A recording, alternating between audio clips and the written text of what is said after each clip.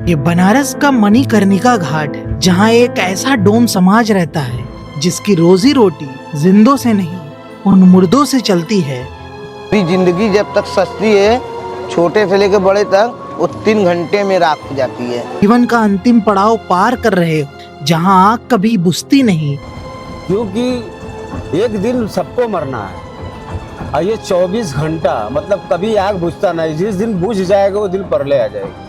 ये घाट की सबसे बड़ी खासियत ये मोक्ष द्वार है। पे कहा जाता है 365 दिन यहाँ पर चिताएं जलती हैं। दिन हो, रात हो, सुबह हो कि शाम हो, हर टाइम यहाँ पर चिताएं जलती हैं।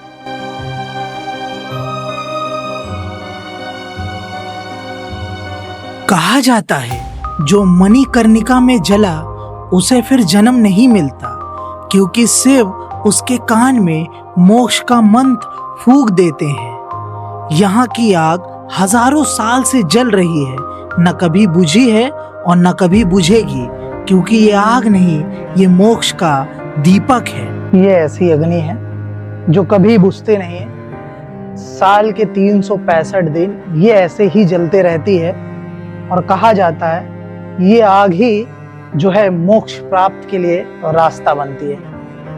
ये मणिकर्णिका घाट है, जहाँ अंतिम यात्रा भी एक उत्सव जैसा होता है, जहाँ मरने वाले हंसते हैं और रह जाने वाले मोक्ष की लहर देखते हैं। ये वही लकड़ियां हैं जो अंतिम संस्कार के लिए इस्तेमाल की जाती है और परिवार का जो सबसे बड़ा सदस्य होता है वो इसी लकड़ी को अग्नि देता है।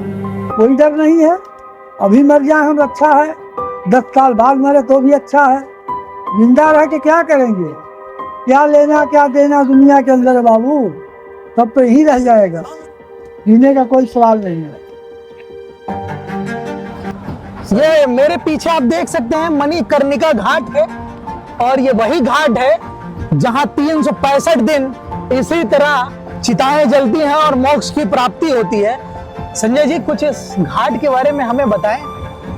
सर, यहाँ पर जो है मणिकर्णिका घाट बहुत माना जाना घाट है, इसलिए कि ये घाट को लोग बहुत दूर दूर से देखने आते हैं। ये मोक्ष द्वार है।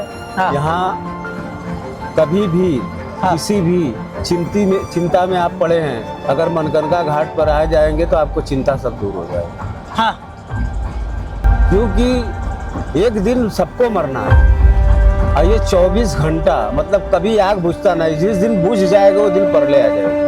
ये घाट की सबसे बड़ी खासियत ये मोक्ष द्वार है।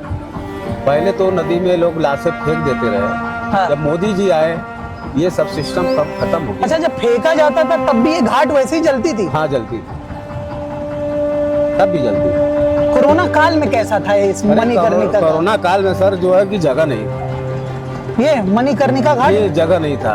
कुछ लोग रोड पर छोड़ के चले जाते रहे, कुछ लोग मतलब कि जहाँ मन रास्ते में छोड़ के भाग जाते रहे। जगह नहीं था लाश जलाने के लिए, कहाँ जलाएंगे। ये तो मणिकर्णिका जलाए, ये तो राजा हरिश्चंद्र, 2 ही जगह लाश जलता है। हाँ, राजा हरिश्चंद्र घाट पे मोक्ष प्राप्त होता है या मणिकर्णिका में? ये सत्यवती राजा हरिश्चंद्र, सत्यवती राजा हरिश्चंद्र का नाम कोई भी जानता है। आप किताबों में पढ़े होंगे सत्यवती राजा हरिश्चंद्र। उनके पास पैसा नहीं रहता तो सत्यवती राजा हरिश्चंद्र कर लेने के लिए अपना बेटे को गिरफ्तार रखते।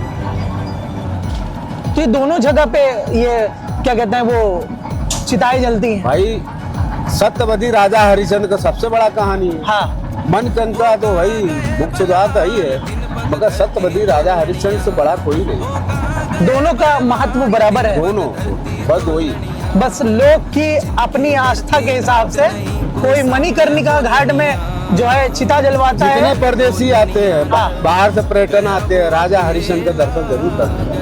वो हिस्ट्री पढ़ के आते हैं। काशी विश्वनाथ, राजा हरिश्चंद्र, मानुष मंदिर। क्या लेकर आयो रे बंदे, क्या लेकर जाएगा, क्या लेकर जाएगा 2 दिन की जिंदगी में।